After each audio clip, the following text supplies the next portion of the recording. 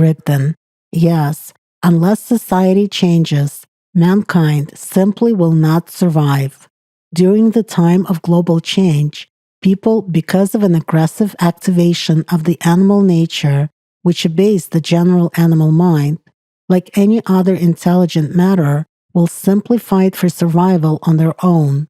That is, nations will be destroying one another, and those who survive will be destroyed by nature itself. It is only possible to survive the coming cataclysms if the whole humanity unites and the society transforms in the spiritual sense. If people are jointly able to change the direction of movement of the international community from the consumerist channel towards the true spiritual development, with the domination of the spiritual nature in it, then the mankind will have a chance to survive this period.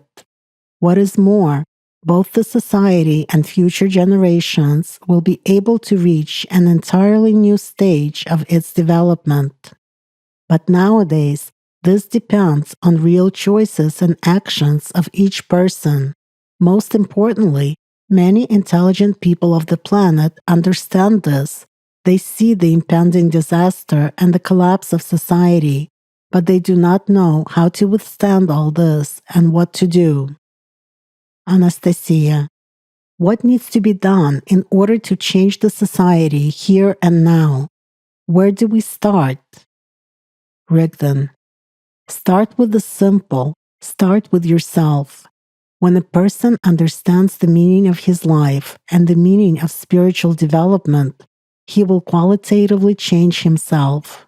And if this knowledge is available to many people on earth, then the society as a whole will change sooner or later, and therefore the vector of movement of the human civilization as a whole will be entirely different.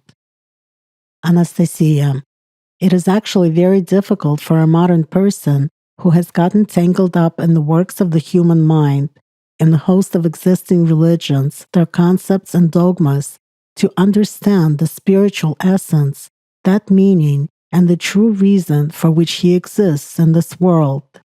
The simple truth became complicated, and because of this, the essence became incomprehensible. Of course, a variety of tools is available to almost any person today. There are spiritual practices, prayers, meditation techniques, and so on. The ultimate goal is clear. It is spiritual liberation. But this common foundation, the essence thanks to which this higher spiritual state is achieved, has been lost. After all, tools themselves don't give an understanding of the fundamental principle. It lies in the consciousness and the deepest feelings of the master who works on himself with the help of these tools. Could you tell people about the elementary truth? What is the purpose of human spiritual development? Rigdon: the purpose of human spiritual development is in his qualitative inner change. This implies, first of all, not just recovery of the inner spiritual dialogue with God in each day lived through your deepest feelings, through your sincere love for Him, but also living by this mystery. Human, in reality, is drawn to such pure inner dialogue with God. This innermost need is most manifested in him in childhood, when the memory of incarnations is still fresh. He feels this contact with the deepest inner feelings through his soul, which can manifest outwardly in the form of sincere childlike joy and the all-embracing, pure love for everything and everyone. That is why it is believed that children are closer to God than adults. After all, the new personality is still pure and is connected to the soul by its sincerity and faith, and the latter harbors hope of salvation towards the new personality. That is why, from that point on, it seems to a person for the most part of his life that the best is yet to come. In fact, in the minutes of manifestation of his sincere happiness, the little person is experiencing the deepest feelings of coming in contact with his spiritual nature, attention, love, and care of God for his soul. even in such difficult for it conditions as confinement in the body. Over time, the new personality starts to perceive and know the surrounding world, and this conversation through feelings is transferred to the communication with the closest people, mother, father, and relatives. The first external visual images are fixed in consciousness, thanks to experiencing at this time the deepest feelings of sincere love coming from God. The latter is connected solely with the inner world of a human, with this wordless, true conversation with God in His love. That is why we have the warmest memories of childhood, for example, of the Mother as of the Almighty, the loved being, for whom nothing is impossible in this world. But as adults, we look at her already through different eyes, as an adult woman with her own fate. When the body begins to mature and the new personality begins to make the choice in favor of the animal nature more often, a person, through folly, loses this invisible dialogue with God through feelings. Although the soul itself does not stop knocking at the person, giving him its signals. In the person's life, circumstances arise which in one way or another urge him to return to this soul-soothing dialogue with God. But the person, guided by thoughts from the animal nature, refuses to listen and to be heard by his spiritual nature, which is the soul conducting God's love. At that point, the animal nature substitutes itself for this live communication. The personality, observing its thoughts, can clearly trace this process in itself if it wishes. This process begins when the person, when distracted by thoughts from the animal nature, or as they said in the ancient times, by the ashes, loses the dialogue with the one who is eternal, the one who is most dear and near to him. At this moment, the person starts feeling inner loneliness.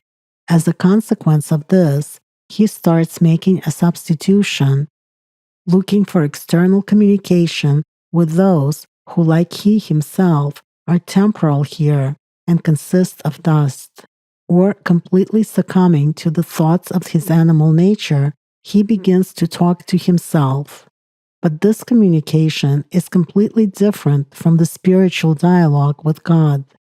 Feelings of sincerity and spiritual purity leave him, while feelings of resentment, pridefulness, jealousy, and self-interest appear.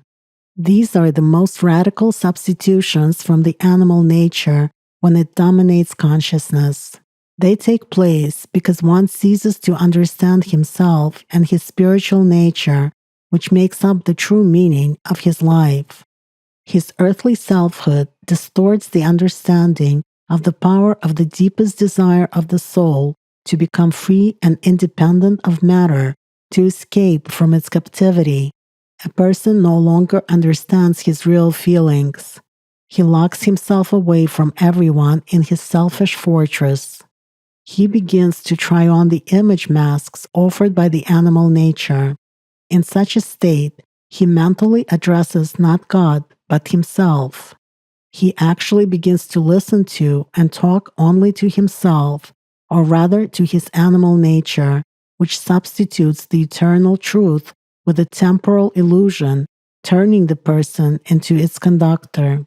Such a dialogue with himself turns into a dialogue of a mortal human, which makes him spiteful and dependent on many material needs. He no longer lives by God. He is no longer free. He finds pleasure and the meaning of his miserable existence in matter, devoting his lifetime and attention to accumulating it, in bringing others under his control and inflicting suffering upon them. At that, the essence of this substitution is that the person himself does not notice this. It seems to him that he is doing everything right, and this way, in his opinion, will be better for others. But abiding in the dialogue of a mortal person, he finds no happiness and continues to sway in his material desires like a pendulum. Time passes, and an understanding comes that all this is vanity of vanities. He recalls that at one time in his childhood, he had sincere joy, pure love, and confidence, which gave him a sensation of incredible inner freedom. And now there is no sincerity, no purity, and no faith. Everything is lost, and each day brings only sorrow to his soul. But God's love does not leave a person, even when he forgets about it. God never leaves a human, for his love, thanks to the soul, is always with him. However, a human does not always want to accept this eternal love and often puts off the sacred learning of it until later, guided by momentary, temporary desires of mortal matter. But a person does not have this later. There is only here and now, in which true movement and choice take place. One only needs to open up and trust in God. There is no point in wasting precious time of life. As soon as the animal nature begins an attack that stimulates the feeling of loneliness, one simply must immediately overcome this earthly selfhood in oneself and with the sincerity of a child, turn to God, relying on His will. Address Him as you can with your sincere words, thoughts, and most importantly, with the inner, deep feeling like for the nearest and dearest being. When the person begins to talk to his soul with a feeling of deep repentance, the love of God multiplies in him manifold, comes into the soul, and gives it peace. It becomes a source of inexhaustible inner power for the person. It revives in him the spirit of faith, provides an opportunity to understand the experience gained and get a new perspective on his life.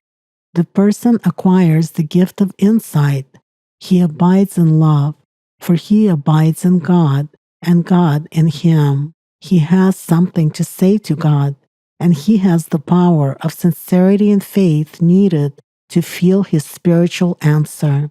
And this dialogue of the two beings who love each other is infinite, for God is communication in love. A person realizes that abiding in this communion, spiritualization, and unity with God is the real, true life. This mystery happens in each of us when we accept it and open up before God in our sincere feelings. But if the person relies on his selfhood, he himself closes the gate of his soul and feels forever lonely, regardless of how many friends or relatives surround him. However, if the gate of the soul is open for communion with God, a person is never alone, for he is always in conversation with Him. When he resumes this inner communication with God, a sound understanding comes to him that his perception of life is limited and that he sees only a part of it. God is the only one who sees the life of a human in its entirety. An understanding comes that even the greatest suffering is that circumstance which actually takes him to the path of communication with God and the renewal of the lost spiritual connections. For God sees a person's temptations and his potential for inner spiritual changes. That is why God gives such circumstances, thanks to which a person gains experience and an understanding of his choice, an opportunity to restore communication with Him, which ultimately contributes to the fusion of the personality with the soul and escape into the spiritual world. But the choice is always up to a human what to live with, mortal pridefulness or eternal grace. Spiritual practices help a person perfect this dialogue with God at the deep level of feelings, where purity of intentions reigns. They act as guides that create conditions for the personality to connect with the soul, enrich the inner world, and acquire knowledge, power, and the purity of feelings emanating from the spiritual world. Spiritual practices are the tools with which the person starts to understand an entirely different world and to realize his very close relationship to it.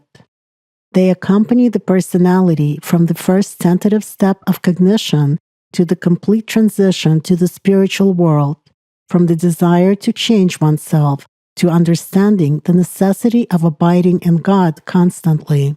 This is a way of life. This is the way to eternity. This is like a breath of fresh air, water, light, and spiritual warmth. This is the joy of repentance and the happiness of abiding in God's love. The person who begins to work on himself and to learn spiritual practices often gives up doing them, becomes discouraged, reluctant, and lazy to do them, inventing excuses for himself and different distractions from the dialogue with God. But when such a state appears, you should stop and think, who is it that does not let you talk to God? Who creates mental barriers and illusory obstacles in your consciousness? Who makes you think that the matters of this temporal, instantaneous world are more significant than the most important thing in your life, spiritual salvation in eternity? Who does not want you to walk the spiritual path? There is one answer: the animal nature. This is why, when its clear opposition is manifested in the form of laziness, unwillingness, and excuses, you should double your efforts and begin to work on yourself spiritually. On the contrary, it is necessary to increase the time of meditations, dive deeper into feelings, no matter what, knock at the spiritual world more persistently, and restore your salvational, sincere dialogue with God. You must do spiritual practices at least twice a day, and during the day, preserve the connection with your inner world, with the soul, with the sense of God's presence. Then it will be not just a way of life, it will become that spiritual path which with every step will be bringing you into eternity. When the person lives in God, he has no inner discord, no conflict with himself. He no longer has the desire for individual requests, which are full of fear and worries of the material world, because he understands that the essence of their origin is from his earthly selfhood. He no longer tries to understand with the mind where God is at work and where not, for he starts to feel and know all this. And this knowledge comes not from the mind, but from the deepest feelings of the soul. After all, human believes with the mind, but knows with the soul. He begins to focus his inner life only on the soul, for through it he cognizes God and the infinite spiritual world, which is his real home. He acquires oneness with his own soul.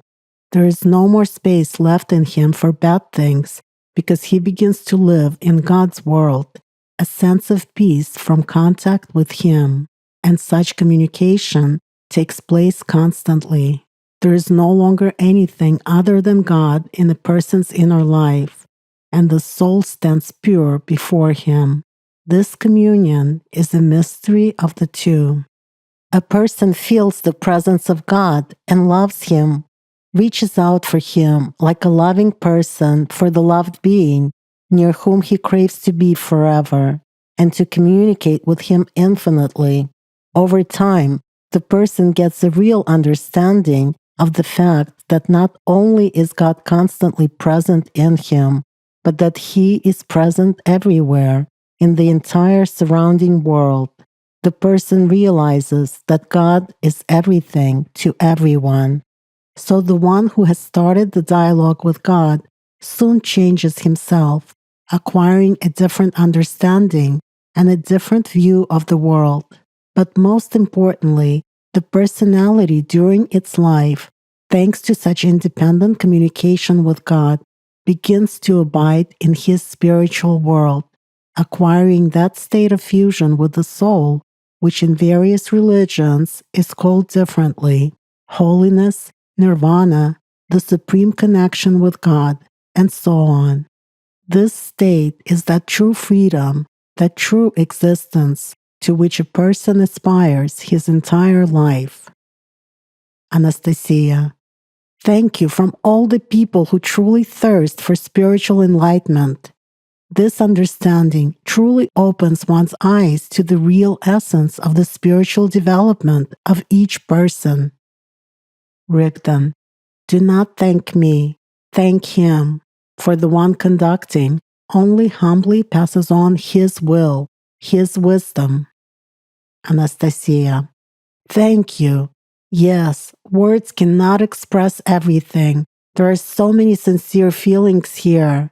For the many people who thirst for the truth, this is a real spiritual insight, a revelation how to qualitatively transform oneself. Rigdon. It is important for people to remember that attention is the key element in their everyday life. Whatever a person pays and gives attention to in his life, to what thoughts, preferences, and desires, is what he receives.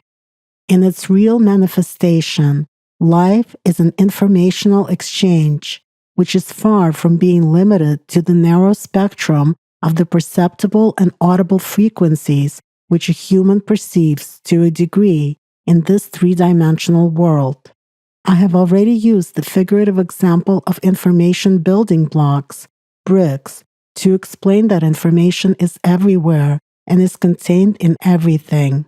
It exists outside of time and space because it forms everything, including time and space.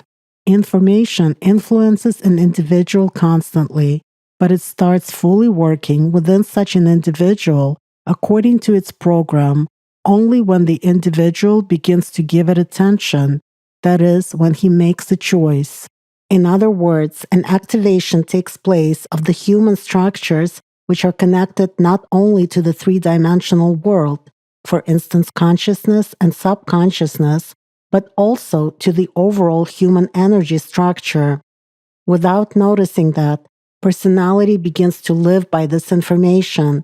It becomes a part of its reality. Therefore, by paying attention to certain information, one creates one's subsequent destiny with his choice. By giving the power of his attention to such information, he in fact gives life to the program contained therein, which is what transforms his life into one or another reality. Anastasia. Yes, this is a very important point for understanding how a person becomes a conductor of the will of the animal mind or a conductor of the will of the spiritual world. It's all about constant choice. Whichever information, a program of someone's will, one put the most attention into and supports, that is exactly the will he becomes a conductor of. The problem of modern mankind is that many people do not understand themselves. Thus, they thoughtlessly give their attention to the external and not to the inner world. Rigdon. Human's main component, around which his entire structure is built, is the soul, and the personality in this structure represents a module for the spiritual, qualitatively new transformation of this power. By the way, the word module, when translated from Latin, modulus, means a small unit or a small measure. In other words, the fundamental principle in the human being is his spiritual component. The intention of creation of a human as an intelligent entity with a spiritual fundamental element lies in his spiritual transformation of himself, with the preservation of the right of choice, in the creation of a true conductor of the powers of the spiritual world under conditions of the material world. Indeed, many people in the modern world do not understand themselves, their real capabilities, and the tremendous spiritual power contained within them, and that is why they do not understand how to transform their lives and the life of society in order to improve the quality of those lives. They do not even understand what real life or real happiness is. People attempt to substitute even the internal spiritual celebration of communication with God and contact with the spiritual world, which a person experiences through the deepest feelings during spiritual practices, with external rites and celebrations invented by the human mind. Yet interestingly, a person also awaits this external human celebration with great hope, and when it happens, it actually drains the person, turning him into a kind of an orphan, deceiving him with sensations, for the person has been subconsciously waiting for something greater, not in terms of entertainment or satisfying the flesh, but in terms of the deepest feelings, which he didn't get. All this is due to the fact that this is a substitution of the real spiritual celebration, which a person experiences every time he comes into contact with the spiritual world, with an ordinary theatrical performance from the mind, with associated external material decorations. So many concepts in people's lives are substituted by setting the programs of the will of the animal mind, for people themselves often choose thoughts and desires from the animal mind, focusing their attention and life energy on them. People's problem lies in the fact that while making their choice and becoming conductors and executors of the will of the animal mind, without even understanding this, they believe that it, the animal mind, does not exist as such. After all, the animal mind is invisible to their eyes, unlike their physical bodies and the surrounding three-dimensional world. Such people underestimate its might and power. They do not understand its capabilities of controlling the human mind, and most importantly, its aspiration for the total materialization of people's consciousness in the entire human community. And the latter will turn all people without exception into conductors of the will of the animal mind, which will increase its power considerably. The resource of the life energy of mankind with its capabilities related to the presence of the perpetual engine, the soul, in the structure of each person is very important to the animal mind. For the smart ones, it is enough to take a look at the events of the last centuries.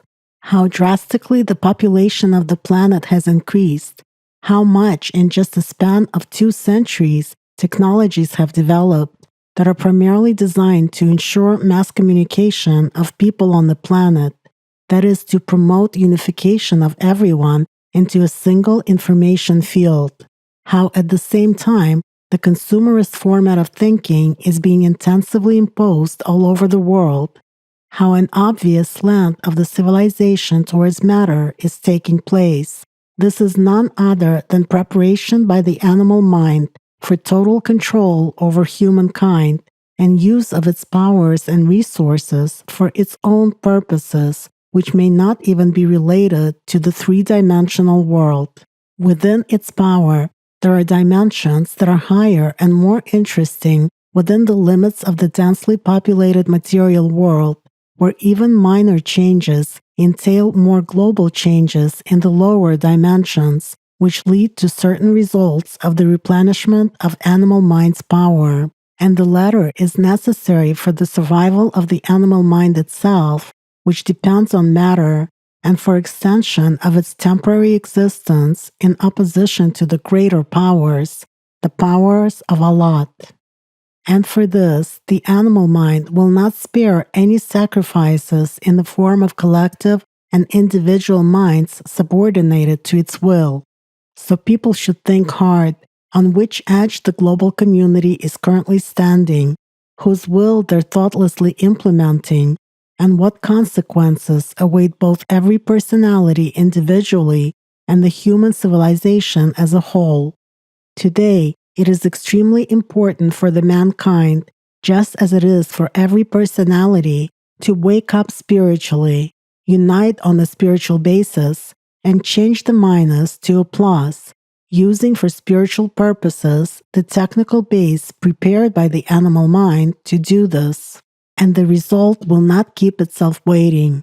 In the invisible world, such decisions and actions taken by the consolidated humanity can stop the vortex of the rapidly growing spinning of events along the reverse swastika, thanks to which people will not only be able to prevent future events that are to take place according to the program of the animal mind, which threaten the very fact of mankind's existence, but also to spin the vortex of events in the direction of the clockwise swastika.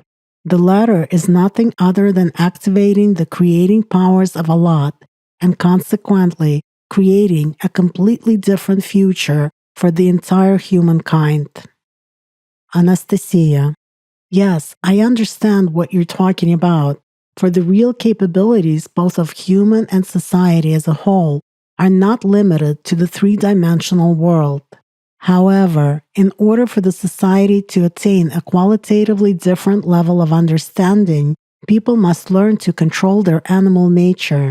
They need to live by the spiritual transformation. Rigdon: Perfectly true.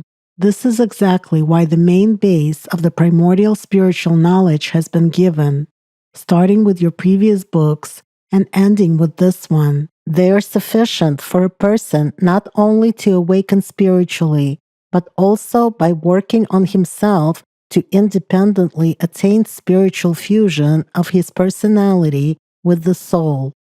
Certainly, provided that people really engage in self-perfection, do not distort this knowledge, and follow it as if along a navigating channel, while expanding their horizons of knowing the world and orientating themselves spiritually in this turbulent ocean of material life. The knowledge comes to a person at an important stage of his life, even if he is unaware of this, but it is revealed to him only when the person begins to spiritually transform himself and becomes worthy of accepting it. Otherwise, it will be of no use to him. The important thing is how well people will master the already obtained knowledge, how significant the changes in their inner spiritual growth will be, and what transformations will take place in the society as a result. Because the next level of knowledge is an opportunity for people to make spiritual transformations in the higher dimensions of the material world, which, as I have already mentioned, can lead to global changes in the lower dimensions. And this is great responsibility. This means a clash with forces of the animal mind, which will not give up its ground that easily. This, if you will, is the area of using supernatural powers, or as it used to be called, the art of the supreme white magic, and people who directly opposed the animal mind's forces against which they waged battles on that side of reality were named Gilyars. Anastasia: Well, unfortunately, today most people do not understand elementary spiritual things, and those who even receive this knowledge are often in no hurry to transform themselves, living by their old patterns imposed by the system of the animal mind. People still lack a firm desire to live and create from their spiritual nature. This is also seen from ordinary situations in life. For instance, a person, upon reading these books and coming into contact with the truth, is quickly inspired with the desire to work on himself and make spiritual changes in his life. However, after a short period of time, having once again shifted his attention to everyday problems and troubles of the material world, his spiritual desire quickly fades away. Through the animal nature, the system once again takes control of his consciousness, although the person's soul greatly suffers from such animal oppression. Rigdon: The person who lives by the hidden desires of his animal nature is spiritually weak. That is why, upon coming in contact with the truth, he gets inflamed like a match, but then he is quickly extinguished because he still has no spiritual support, either in himself or in the society around him. But if the person has a firm intention of escaping the reign of power of his animal nature, then he must return more often to the source of the truth, the books which will help him to shift his attention and come out of the narrowed state of consciousness. Moreover, one must understand that at initial stages of his spiritual development, communication with like-minded people will play a major role for him. This spiritual mutual support is particularly important for those who are at the very beginning of their journey. Just recall how such communication within your group helped you all at the beginning of your spiritual journey to overcome not only the lack of confidence in yourself and in your strength, but also to resist hidden attacks of the animal nature in time. The thing is that at the initial stages of the person's awakening, simple confusion and stereotypical substitutions often take place in his head, which results in misreading where manifestations of his animal nature are and where the spiritual nature is manifesting itself. In a group of like-minded people communicating with other people, one comes to understand oneself faster and better. As a rule, at first people are afraid of giving away the secrets of their animal nature, especially in a group. They fear bearing their problems in public, though they gladly listen to those who have the courage to do this. When the person gives up the positions of his animal nature, then in essence he blocks its loopholes, that is, the possibility of secret action. Besides, a group of like-minded people will not only hear the person out, but will also share their own similar situations and methods they have found for resolving them. Thus, one gets not only spiritual support from like-minded people, but also helpful input which expands his knowledge and experience. Such practice has existed since ancient times. For example, the early Christians practiced the so-called public confessions in small communes. This is basically the same heart-to-heart chat with friends, which brings spiritual benefit to the person. But with creation of the institution for controlling the masses, religion, much was turned upside down. Anastasia. That is so. Officially, the practice of confession for all the faithful of sensible age was introduced into Christianity in 1215 by resolutions of the Fourth Council of the Lateran. By the way, that council adopted a whole set of measures to fight heresy, including creating the Inquisition for the purpose of strengthening the authority of the Church. Those measures were included into reforms and the development of the Code of the Canon Law. This was the Church's response to the spread of the mass-scale heretical movements in the early 13th century, Cathars, Albigenses, Waldenses, and so on. The latter's guilt was only in the fact that people wanted to know the truth about the real teaching of Christ and started searching for it and developing spiritually without intermediaries. So then, regarding the accepted by religion practice of confession, it was imposed on the believer that he should do it at least once a year. The believer had to confess his sins to a priest, who in turn gave absolution in the name of Jesus Christ, using words of absolution that had been specifically determined by the Church. It was considered a necessary condition for the person to obtain divine forgiveness, for it had been established by the priests that without a confession, the person would not be allowed to Holy Communion, and without it, there would supposedly be no salvation for one. Because according to the Church dogma, communion is a reunion with Christ, a blessed communion of the soul to eternal life. Otherwise, the person was expelled from religion.